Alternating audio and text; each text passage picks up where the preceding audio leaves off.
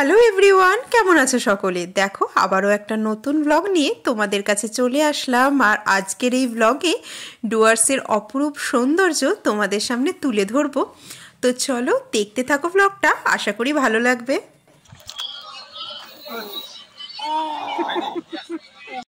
কি করছো? ললিপপ খাচ্ছ? দেখাও ললিপপটা। তো সকাল সকাল দেখো আমরা রেডি হয়ে নিয়েছি। আজকে আমরা ডুয়ার্সের আশেপাশে সব কিছু ঘুরে দেখব।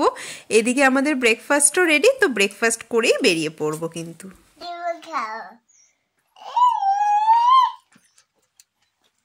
আর আমরা যে হোটেলটায় ছিলাম না, ওই হোটেলেই ওনাদের বলেছিলাম গাড়ি অ্যারেঞ্জ করে দিতে, তো ওনারা সেই মতো অ্যারেঞ্জ করে দিয়েছিল। তো আমাদের 9টার দিকে বেরোনোর কথা ছিল, কিন্তু গাড়ি ঠিক করে বেরোতে বেরোতে 10টা প্রায় বেজেই গেল। আর দেখো মোমো তো গাড়িতে যেতে যেতেই ঘুমিয়ে পড়েছে। আর আশেপাশের পরিবেশটা একটু তোমাদের দেখাই। দেখো ঘন জঙ্গল মাঝে, এখানে তো ভালো রাস্তা দেখতে পাচ্ছো, কিন্তু কিছু দূর গিয়ে রাস্তা একদম খুব খারাপ। কিন্তু ওই ড্রাইভার দাদা বলছিলেন তোমার আগে ভালোই রাস্তা ছিল ওইখানটাও, কিন্তু এখন রাস্তা চওড়া হচ্ছে, বড় একটা প্রজেক্ট চলছে এখানে, তাই জন্য কিছু দূর গিয়েই কিন্তু মাটির এবড়ো খেবড়ো রাস্তা। তো এখানে দেখো দূর থেকে কি সুন্দর পাহাড় দেখা যাচ্ছে, তাই না?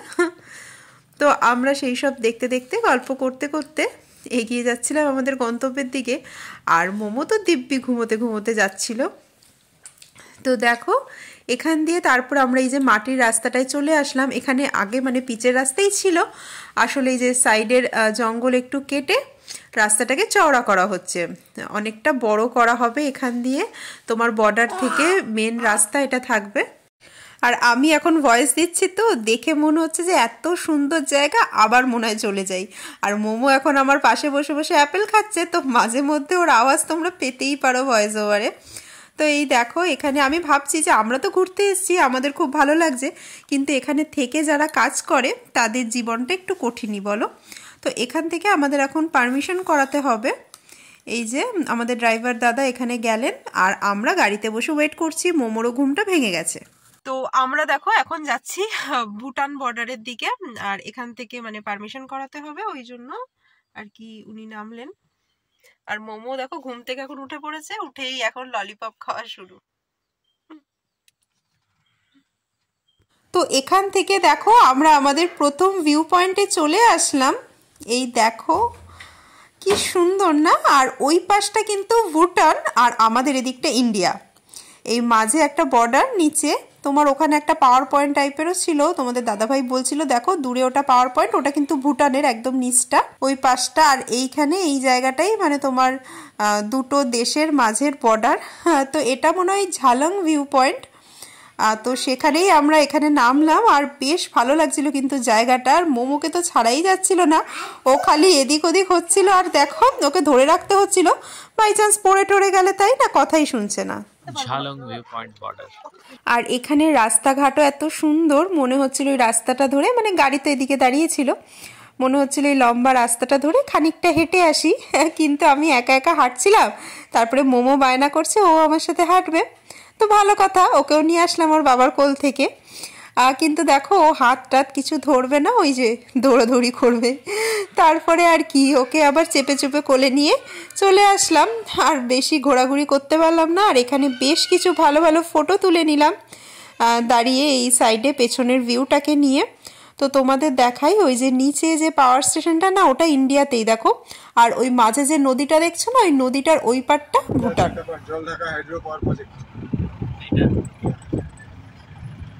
তো দেখো এদিকে আমরা জলঢাকা হাইড্রো পাওয়ার প্রজেক্টে চলে আসলাম। এখানে এই জলঢাকা নদীটা, আর এখান থেকেই কিন্তু তোমার বিদ্যুৎ উৎপাদন করা হয় উল্টো দিকে, ওইটারই মানে কেন্দ্রটা।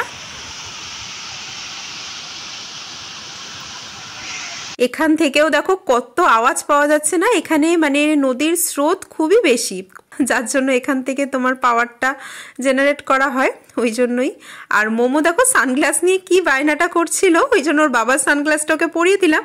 আর সানগ্লাসের বক্সটাও কিছুতেই ও হাতছাড়া করবে না। তো এই জায়গাটা এত সুন্দর, মানে কি বলবো, এখানে মানে যদিও নামা যায় না নদীতে, ড্রাইভার দাদা বললেন সামনে আরেকটা ভিউ পয়েন্ট আছে, ওখানে আপনারা নামতে পারবেন, এখানে জাস্ট এখান থেকেই তোমার ভিউটা নিতে হবে।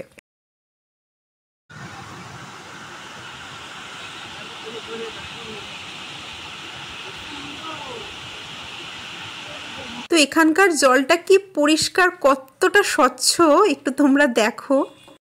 এই দিকটা জলবিদ্যুৎ প্রকল্প। জলবিদ্যুৎ প্রকল্প কোন দিকে?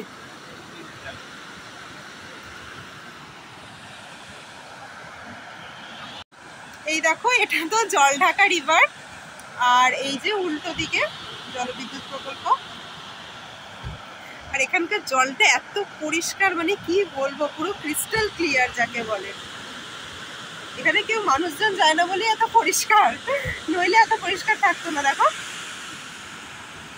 একদম পুরো সাদা ফেনার মতো জলটা, একদম হালকা নীলচে কালার, তাই না? তো দেখো উল্টো দিকের ওই জলবিদ্যুৎ কেন্দ্রের প্রকল্পে আমরা ঢুকলাম না। এখান থেকে আমরা নেক্সট ভিউ পয়েন্টের দিকে চলে যাব, কারণ আরও অনেক কিছু দেখার বাকি আছে, টাইমও তো চলে যাচ্ছে। তো মোমো এখন ঘুম থেকে উঠে পড়েছে, আর ও আমাদের সাথে গাড়িতে বসে এটা ওটা দেখতে দেখতে যাচ্ছিল। তো দুপাশের রাস্তা এত সুন্দর, পাহাড়ি রাস্তা, পুরো ঘোরানো ঘোরানো, আর খুবই ভালো লাগছিল। মোমোকে যেহেতু ওষুধ খাইয়ে দিয়েছিলাম না, ও কিন্তু মানে ভমিটিংয়ের কোনো প্রবলেম হয়নি, আমারও কোনো প্রবলেম হয়নি। তো এই দেখো এই রাস্তা দিয়ে যাচ্ছিলাম, তারপরে নেক্সট আমাদের ভিউ পয়েন্ট বিন্দু, সেখানে আমরা চলে আসলাম। এখানে কিন্তু জলে তোমার মোটামুটি নামা যায়। তো আমাদের অল্প খিদেও পাচ্ছিল, তোমার ওই 12:30 একটা মতো বাজে। তো টুকটাক কিছু খাওয়া দাওয়া করবো এখান থেকে।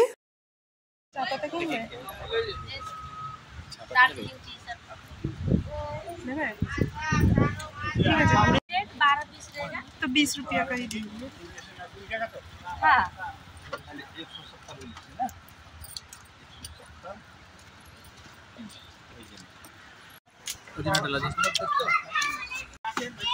दादा हम आएंगे ना तभी देगा आएगा कि डबल लेवे ना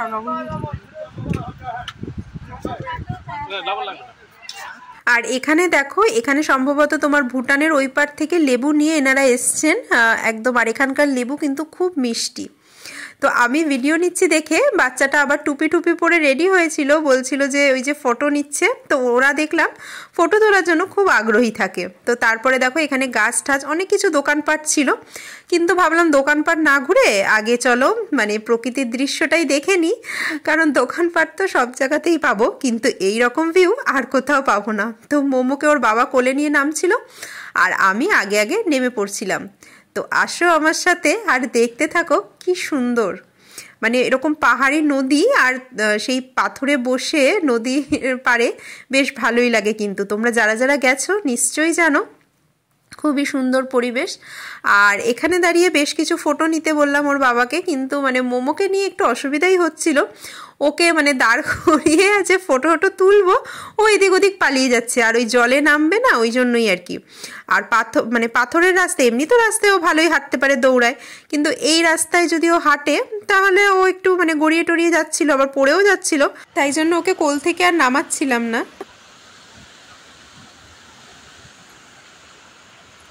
তাই মোমোর বাবাকে বললাম ওকে তুমি কোলে নিয়েই ফটো তোলো আর কি। তারপর ওর বাবা বললো ঠিক আছে তুমি যত খুশি ফটো তোলো, আমি এবার মেয়েকে নিয়ে গাড়িতে যাই, কারণ ওকে আর মানে সামলানো যাচ্ছিল না ওখানে। কি হয়েছে, কি হয়েছে তাই? তো ওকে যেহেতু আমরা একা একা ওখান দিয়ে নামতে দিচ্ছিলাম না, ওই জন্য কান্না জুড়েছে। আর মোমোর বাবার ওই একটা দুটো সিঙ্গেল ফটো তুলে দেখলে মোমোকে কেমন চ্যাংদলা করে নিয়ে চলে গেল, আর বলল তুমি তাহলে এখানে দাঁড়িয়ে বেশ কটা সেলফি তুলে নাও। তো আমি এখান থেকে আবার ওই সাইডে আরেকটা মানে জায়গা ছিল, সেখান দিয়ে একদম নিচে নামা যাচ্ছিল, ওই সাইডটা আমি গেলাম। আর এখানকার মানে জলটা টাচও করা যাচ্ছে, যদিও ওখানে লেখা ছিল জলে কেউ নামবেন না। দেখো কি সুন্দর না, জলটা একদম বরফের মতন ঠান্ডা, ওই জন্যই মোমোকে দূরে রাখছিলাম।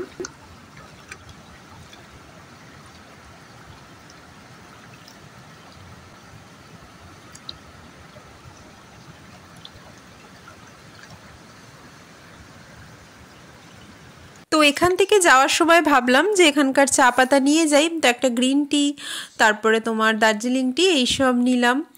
আর দেখো গাড়িতে বসে দেখি ওর বাবা ওর জন্য আবার একটা বাবলস কিনে নিয়ে চলে এসছে মেয়েকে খুশি করার জন্যে। তো চলো এখান থেকে চা পাতা কিনে নিলাম, তারপরে এবার আমরা ব্যাক করব। আর এখন আমরা রাস্তাতেই লাঞ্চ করে নেব। আমাদের ড্রাইভার দাদা দেখিয়েছিল যাওয়ার পথে যে এখানটায় লাঞ্চ করার জায়গা। বাবলস কিনে দিয়েছে বাবা, ভালো লাগে বাবলস খেলতে? দৌড়াদৌড়ি করছিলি কেন, পড়ে যাবি না? তো গাড়িতে যেতে যেতেই তোমাদের মার্কেটটা একটু দেখিয়ে নিচ্ছি আর কি। এই দেখো এখানে সব শীতের পোশাক, ওখানকার সব জিনিসপত্র টুকিটাকি এইসবই পাওয়া যাচ্ছে। এই দেখো, তো আমরা ওখান থেকে বেরিয়ে আসলাম। আর এই রাস্তা দিয়েই কিন্তু আমরা গেছিলাম। যাওয়ার সময় ওই দাদা দেখিয়েছিলেন যে এই রেস্টুরেন্টটাই এখানে খাওয়া দাওয়ার জন্য সব থেকে ভালো। এখানে দেখো একটা বিশাল পাথর আছে, এটাকে অ্যাপেল স্টোন বলে, মানে আপেলের মতো দেখতে পাথরটা নাকি। এই যে দাঁড়াও, এই দেখো এই পাথরটা মানে দূরে দেখতে পাচ্ছ? তো এই পাথরটার পাশেই যেহেতু রেস্টুরেন্টটা, ওই জন্য রেস্টুরেন্টটার নামও দ্য অ্যাপেল স্টোন রেস্টুরেন্ট, এরকম কিছু। হ্যাঁ, হোটেল অ্যাপেল স্টোন। তো এইখানকার খাওয়া দাওয়া কিন্তু বেশ ভালো ছিল। আমরা যে হোটেলে ছিলাম তার থেকেও এখানকার মানে খাওয়া দাওয়ার রেটটাও একটু কম ছিল, জানো তো। আর বেশ ভালোই রিজনেবল প্রাইসে খুব ভালো খাওয়া দাওয়া।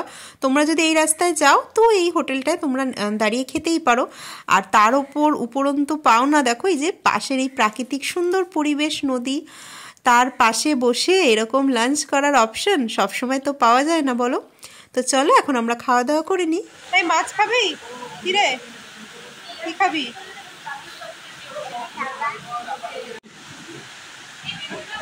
চিকেন থালি দুটো করো। চিকেন থালি দুটো, একটা মাছ ভাজা। কি না পুরো পাপড়টা খেয়ে নিবি নাকি? তো দেখলেই ভিডিওতে একটা আওয়াজ, আসলে নদীটা এত জোরে বইছে তারই আওয়াজ। আর মোমো তো পাঁপড় ভাজা পেয়ে ভাত খেতেই ভুলে যাচ্ছে, খালি পাঁপড় খাবে। আর ওনারাও এত ভালো, মানে ও পাঁপড় খাচ্ছিল দেখে একটা একটা করে পাঁপড় এনে এনে দিয়েই যাচ্ছিল। তারপরে লাস্টে আমি বারণ করলাম যে না আর পাঁপড় ভাজা দেবেন না, ও তো ভাতই খেতে চাইছে না। তো মোমোর জন্য ওই একটা মাছ ভাজা নিয়েছিলাম, ওকে একটু ভাত দিয়ে মাছ ভাজা আর পাঁপড় ভাজা এইসব দিয়ে খাওয়াচ্ছিলাম। আর আমাদেরও দেখো তোমার ডাল, আলু ভাজা, একটা তরকারি দিয়েছিল, একটা চাটনি দিয়েছিল। আর আমরা চিকেন থালি নিয়েছিলাম, তো সাথে দেখো 2 প্লেট চিকেনও দিয়ে গেল। চিকেনটা বেশ ভালো ছিল কিন্তু, কষা কষা। তো চলো আমরা এখন খাওয়া দাওয়া করে নিই। আর ভরপেট খেয়ে না তারপরে গাড়ির জার্নিটা একটু কষ্টকরই লাগে, বলো। সকালে হালকা খেয়ে উঠেছিলাম বলে অতটা বুঝতে পারিনি, কিন্তু এখন খেয়ে দিয়ে লাঞ্চের পর মনে হচ্ছিল না আর কোথাও মানে গাড়ি করে যাই, মনে হচ্ছিল ওখানেই ঘুমিয়ে যাই আর কি। তো চলো এরপর আমাদের নেক্সট পয়েন্টে আমরা পৌঁছে গেলাম।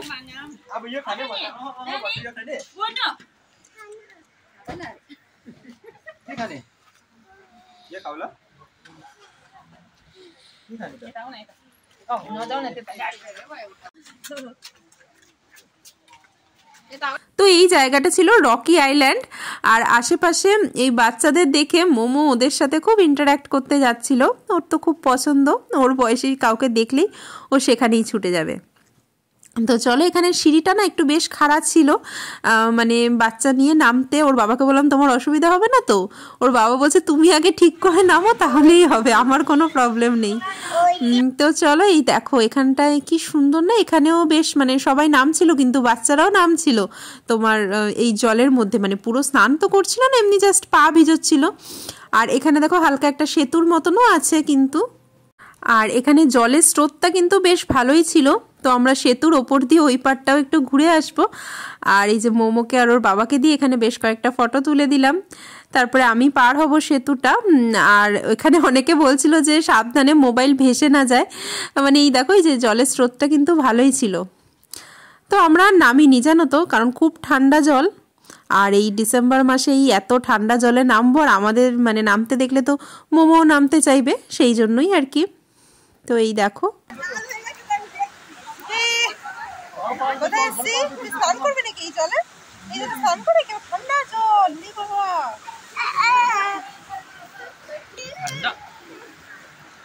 এই দেখো আশেপাশে সবাইকে দেখে মোমো জলে নামার জেদ করছিল।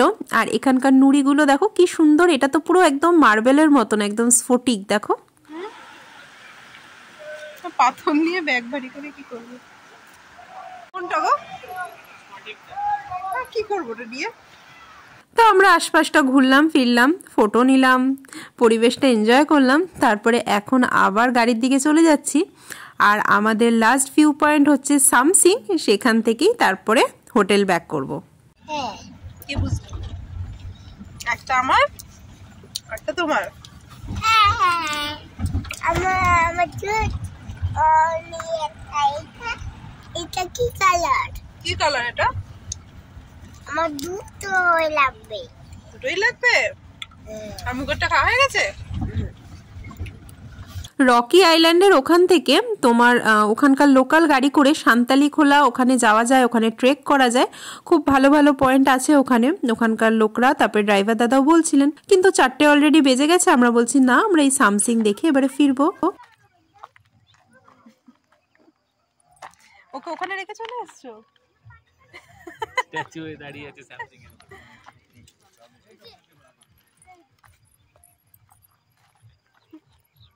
তো এই সামসিংই আজকের মতো আমাদের লাস্ট ভিউ পয়েন্ট, আর কাল তো আমরা আবার ব্যাক করছি। তো এখানে বসে ভাবলাম একটু চাটা খেয়ে নিই। আর মোমোকে দেখো ওখানেই ওর বাবা দাঁড় করিয়ে রেখেছে, আর ওখানে বাবলস ফুলিয়ে ওকে দেখাচ্ছে।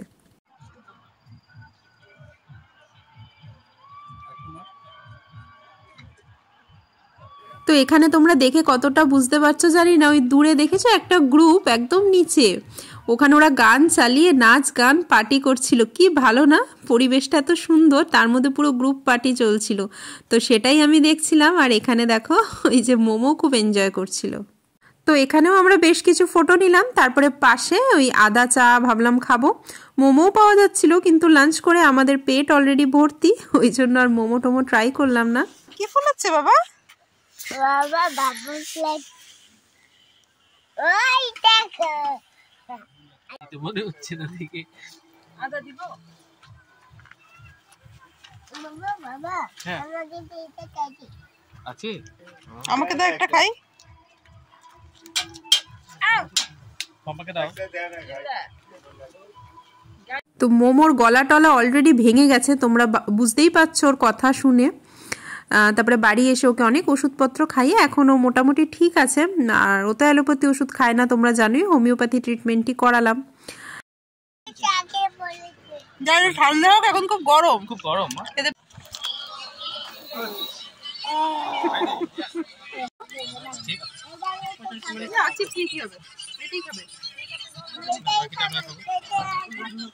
পুরোটা খাবে নাকি?